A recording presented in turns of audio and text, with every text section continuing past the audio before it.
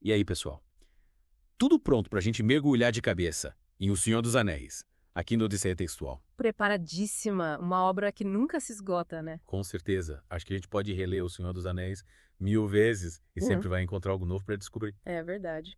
E, pensando bem, Tolkien deixou tantas pistas, tantos detalhes espalhados pela história. É como um quebra-cabeça gigante, né? Exatamente, a gente tá aqui pra ajudar a montar esse quebra-cabeça. Isso aí. Então vamos começar a nossa aventura desvendando a história do Condado. Aquele lugarzinho pacato onde tudo começou. Ah, o Condado. Mas ele é muito mais que um lugarzinho pacato, viu? É que tipo a base de tudo, né? Exato. A terra natal dos hobbits, com costumes, leis, uma história própria.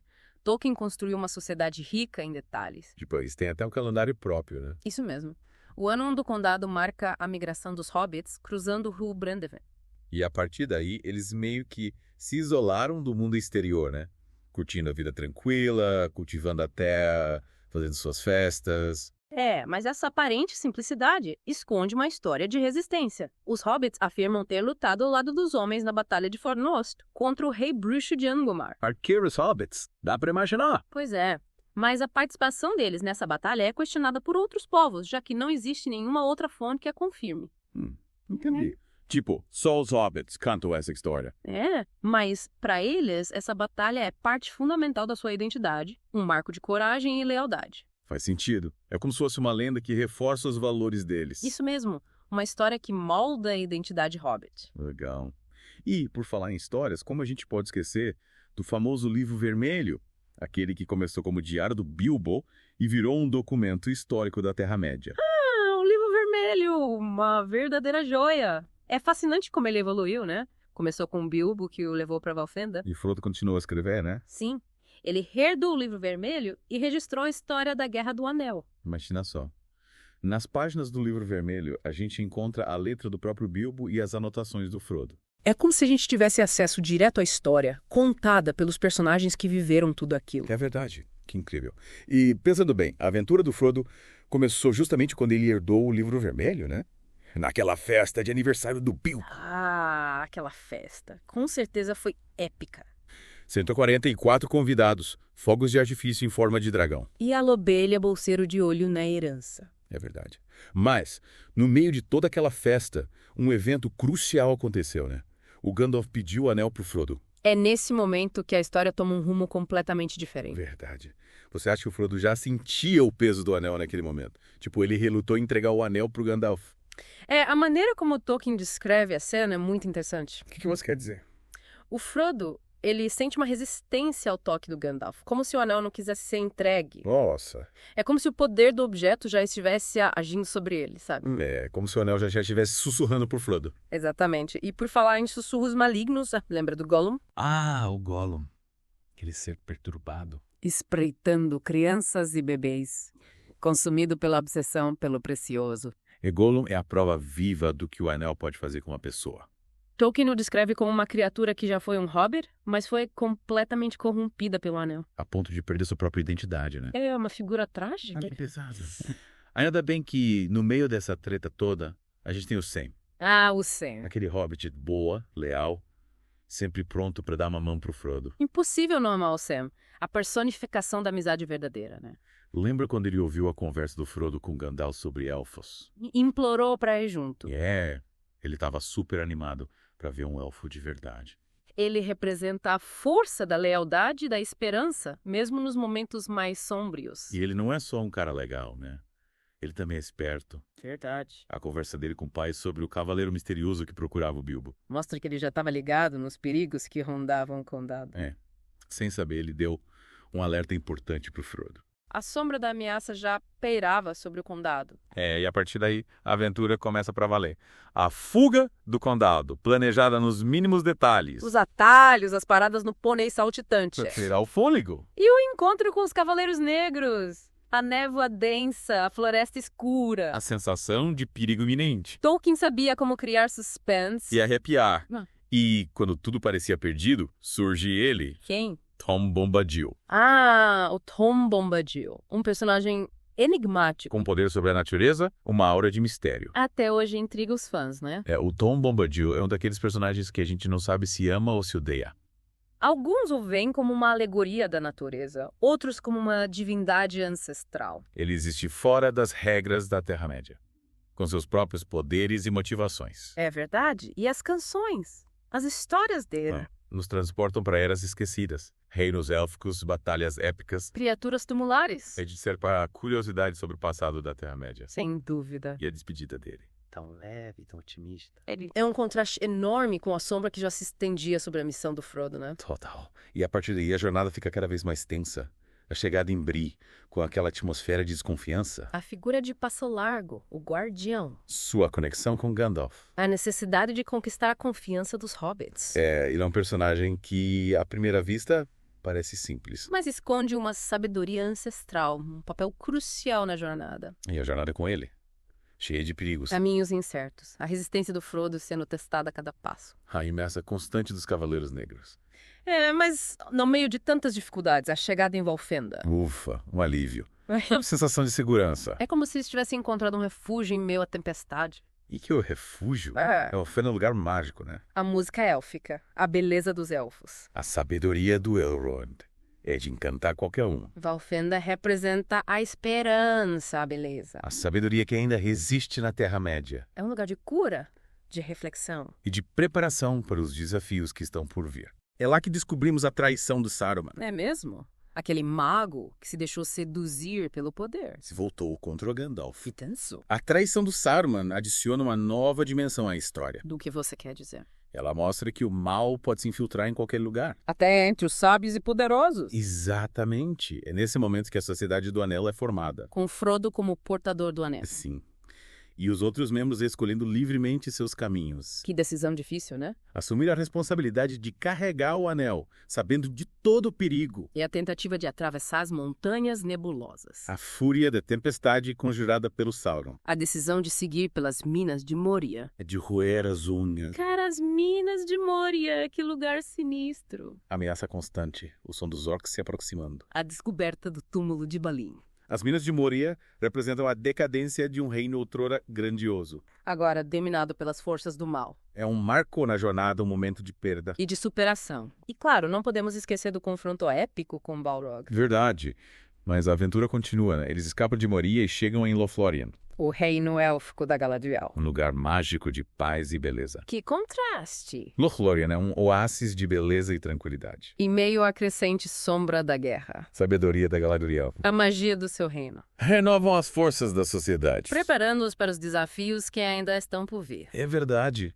Mas a jornada cobra seu preço, né? A tensão entre os membros da sociedade aumenta. A influência do anel corrompe um Boromir. E o Sam se torna o guardião incansável do Frodo. A jornada é um teste constante para a sociedade. O anel exerce sua influência, revelando as fraquezas. Os desejos ocultos de cada membro. E é nesse contexto que a lealdade do Sam se destaca. Mostrando a força da amizade, da compaixão. E aí a sociedade se separa. O Boromir sucumbe à tentação do anel. O Frodo e o Sam decidem seguir sozinhos para Mordor. Que momento?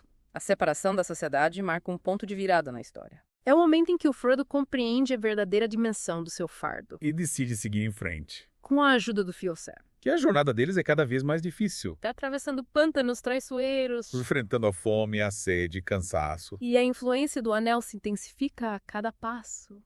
Torturando o Frodo com tentações e pesadelos. É aí que o Gollum entra de novo na história. Guiando o Frodo e o Sam por caminhos perigosos. Movido pela sua obsessão pelo anel. E o encontro com Faramir. E irmão do Boromir. Que personagem.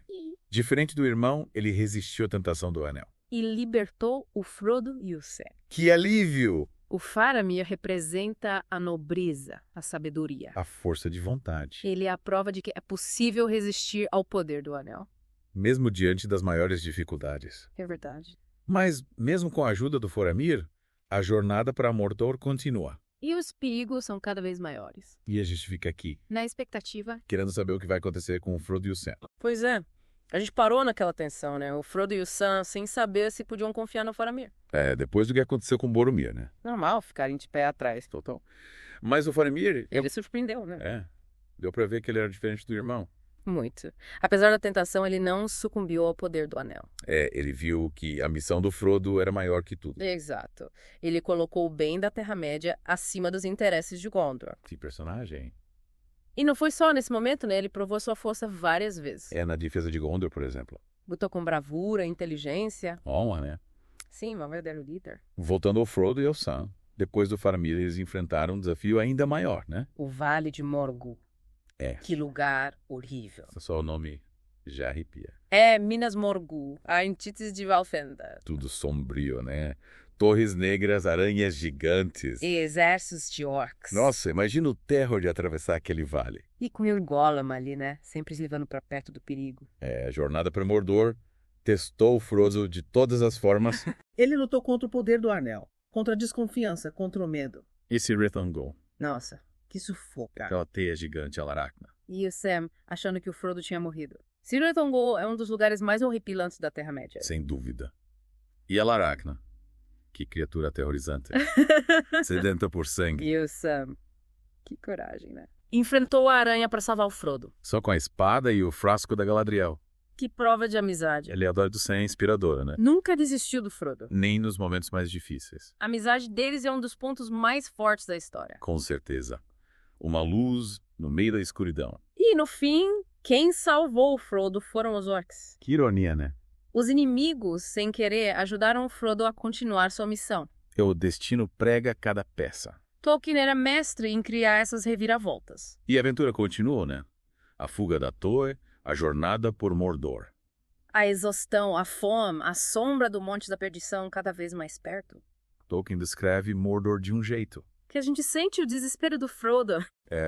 A terra devastada, as cinzas, o calor. É como se a alma do Frodo estivesse refletida naquela paisagem. E o anel, cada vez mais forte, né? Torturando o Frodo, tentando seduzi-lo. Uma batalha interna, constante. Enquanto isso, em Gondor. A guerra. A Batalha dos Campos de Pelennor. Que espetáculo. Os Rohirrim, a Elwyn, o Aragorn liderando a batalha. Tolkien descreveu cada detalhe. É verdade, a gente consegue visualizar a cena. O choque dos exércitos, os Trolls, os Nazgûl. Tirar o fólogo. E o Pippin no meio de tudo isso. Ele acabou tendo um papel crucial, né? Foi ele que acendeu os sinais de Gondor. Chamou os Rohirrim para a batalha. Quem diria que o Pippin, um hobbiton. Desastrado. Ia ter um papel tão importante. E a batalha final. A marcha para Mordor, o ataque ao Portão Negro. Atenção no ar. O Aragorn distraindo as forças de Sauron para dar tempo para o Frodo. O destino da Terra-média em jogo. E o Frodo e o Gollum, no Monte da Perdição. Que final emocionante. A luta pelo Anel, a queda do Gollum. A destruição do Anel, a queda de Sauron. Uma nova era para a Terra-média. E pensar que foi a obsessão do Gollum, que Acabou salvando a todos. Tolkien nos surpreendeu até o último momento. Que jornada!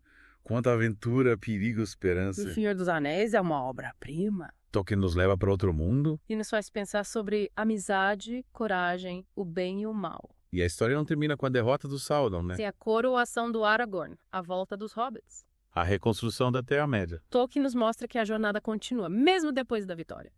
E que a paz é fruto de muito esforço. É verdade. Ufa!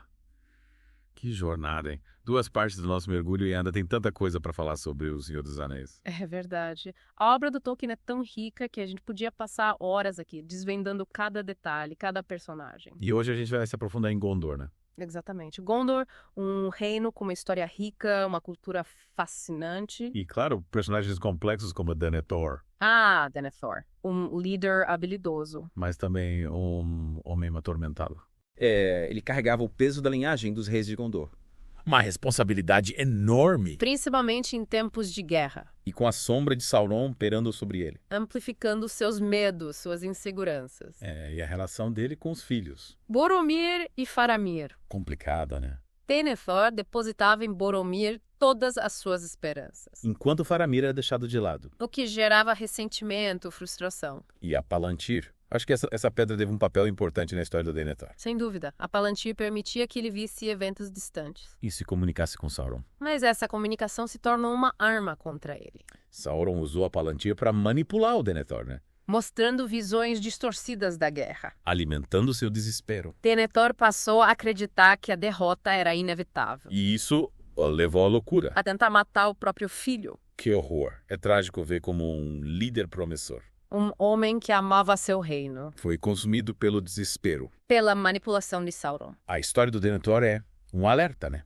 Mostra como o poder, a ambição, o medo. Podem corromper até os mais nobres. É verdade. Mas Gondor encontrou redenção. Através da coragem do Faramir, Da compaixão de Gandalf. Da liderança de Aragorn. A união de diferentes povos com suas habilidades e perspectivas, foi fundamental para derrotar Sauron. e restaurar a paz na Terra-média.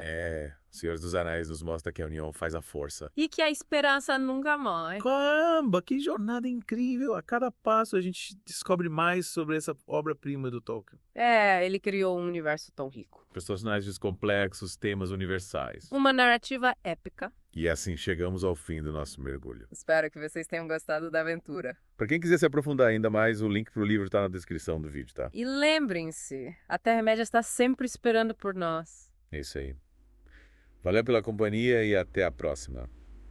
Aqui no Odisseia Textual.